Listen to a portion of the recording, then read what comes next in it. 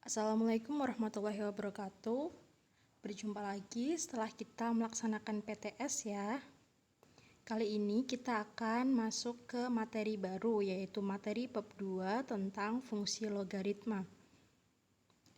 Nah, fungsi logaritma itu apa? Tentunya fungsi logaritma ini berkaitan dengan fungsi eksponensial yang sudah kita pelajari pada bab 1 sebelumnya. Hari ini kita akan belajar mengenai bentuk umum fungsi logaritma dan sifat-sifat dari fungsi logaritma. Yang pertama yaitu bentuk umum fungsi logaritma. Nah, jika ada A pangkat C sama dengan B-nya lebih dari 0 atau B-nya positif, dan A lebih dari 0, hanya juga positif, dan A tidak sama dengan 1, maka berlaku A log B sama dengan C, atau bisa juga dituliskan dengan log A dari B sama dengan C. Jika dan hanya jika A pangkat C sama dengan B. Perhatikan ini ya, di sini ada A pangkat C sama dengan B. Kalau diubah, ini bentuk eksponensial ya, berarti kalau diubah ke dalam bentuk logaritma, maka akan menjadi seperti ini. A log B sama dengan C. Diperhatikan, di mana A adalah bilangan pokok atau basis. Ingat ya, di sini A sebagai bilangan pokok atau basis dari logaritma. Kemudian B itu disebut numerus atau bilangan yang dicari logaritmanya. Kemudian C adalah hasil logaritma. Seperti itu ya. Paham? Oke, kita lanjutkan. Nah, contoh soal nih, tentukan bentuk logaritma dari 2 pangkat 5 sama dengan 32. Kita tuliskan dulu, dari bentuk tersebut, ingat ya, di bentuk ini, A-nya adalah 2. Ya, dari sini, maka A-nya adalah 2. Kemudian B-nya adalah 32 dan C-nya adalah 5. Sehingga 2 pangkat 5 sama dengan 32 jika akan kita ubah ke dalam bentuk logaritma menjadi 2 log 32 sama dengan 5. Seperti ini ya bentuk logaritmanya. Kemudian soal yang kedua, tentukan bentuk eksponen dari akar 7 log 49 sama dengan 4. Nah, kita juga yang pertama tentukan dulu nilai A-nya berapa, B-nya berapa, C-nya berapa. Dilihat bentuk yang ini. Dari situ kita tahu bahwa A-nya adalah akar 7, kemudian B-nya adalah 49 dan C-nya adalah 4. Jadi, bentuk eksponen dari akar 7 log 49 sama dengan 4 adalah akar 7 pangkat 4 sama dengan 49. Sudah paham ya? Kita lanjutkan ke sifat-sifat fungsi logaritma. Nah, sifat-sifat fungsi logaritma itu ada beberapa ya. Ada 11. Untuk kali ini kita akan belajar 6 fungsi terlebih dahulu. Fungsi yang maksudnya sifat ya. Jadi sifat-sifat fungsi logaritma itu ada 11. Nah, kali ini kita akan belajar 6 sifat. Sifat yang pertama, jika ada A log A, itu hasilnya adalah 1. Kemudian sifat yang kedua, jika ada A log 1, maka hasilnya adalah 0. Dengan syarat tadi apa di awal nilai A-nya itu positif dan tidak sama dengan 1. Kita lihat contoh soalnya. 3 log 3 sama dengan 1. Karena nilai A-nya ini ya, A log A sama dengan 1. Berarti kalau 3 log 3 sama dengan 1. Kemudian 11 log 11 juga hasilnya adalah 1. Kemudian log 10. Nah, ini ya diperhatikan, biasanya kan ada tulisan basisnya di atas seperti ini ya, 3, 11, 2, dan seterusnya. Tapi jika tidak dituliskan basisnya, langsung dituliskan log 10 misalnya, atau log 2, log 4. itu artinya basisnya atau bilangan pokoknya adalah 10. Jadi 10 log titik-titik itu biasanya hanya dituliskan log gitu ya. Misalnya nih di sini adalah log 10. Maka itu artinya adalah 10 log 10 atau hasilnya adalah 1. Kemudian yang nomor 4, 2 log 1. Tadi jika ada A log 1 hasilnya adalah 0, berarti 2 log 1 hasilnya adalah 0.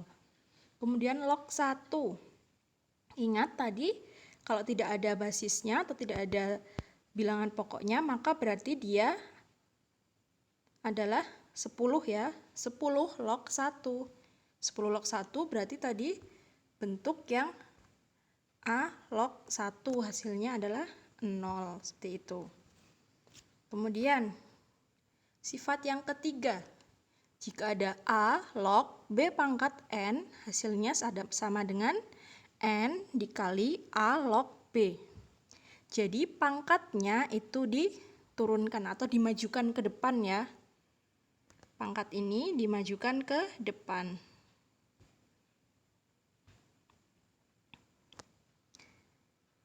Kita lihat contoh soalnya. Nomor 1, 7 log 81. 81 itu berarti 3 pangkat 4 ya. Berarti 7 log 81 sama dengan 7 log 3 pangkat 4. Nah, berdasarkan sifat 3, berarti 4-nya ini bisa kita tarik ke depan menjadi 4 dikali 7 log 3. Seperti itu ya. Kemudian yang nomor 2. 2 log 125. 125 itu adalah 5 pangkat 3. Berarti bentuk tersebut dapat kita tuliskan menjadi 2 log 5 pangkat 3. Sama dengan 3 dikali 2 log 5. Kemudian yang nomor 3, log 16. Log 16 itu berarti log 4 pangkat 2. Kemudian 2-nya kita tarik ke depan, ini menjadi 2 dikali log 4. Seperti itu ya. Kita lanjutkan ke sifat yang keempat. Sifat yang keempat ini adalah jika ada A log A pangkat N, maka hasilnya N. Kenapa bisa seperti itu? Ada buktinya nih. Dengan menggunakan sifat 3, tadi sifat 3 apa? Jika ada A log B pangkat N, hasilnya adalah N dikali A log B. Kemudian sifat 1, jika ada A log A, hasilnya adalah 1. Maka kita punya A log A pangkat N. Dengan menggunakan sifat 3, maka N-nya kita tarik ke depan menjadi N dikali A log A. Kemudian menggunakan sifat 1, A log A hasilnya adalah 1. Maka A log A pangkat N sama dengan N dikali 1. N kali 1 sama dengan N. Berarti terbukti ya. Kemudian contoh soalnya. Yang nomor 1. 3 log 3 pangkat 2. Maka hasilnya adalah 2. Kemudian 5 log 125. 5 log 125 itu berarti 5 log 5 pangkat 3. Kemudian 3-nya kita tarik ke depan menjadi 3 dikali 5 log 5. Terus 5 log 5 itu kan 1, berarti 3 dikali 1 sama dengan 3. Soal nomor 3 contohnya. Log 100, ingat tadi kalau tidak dituliskan basisnya berarti dia artinya 10 ya, 10 log gitu ya. Maka log 100 itu sama dengan log 10 pangkat 2.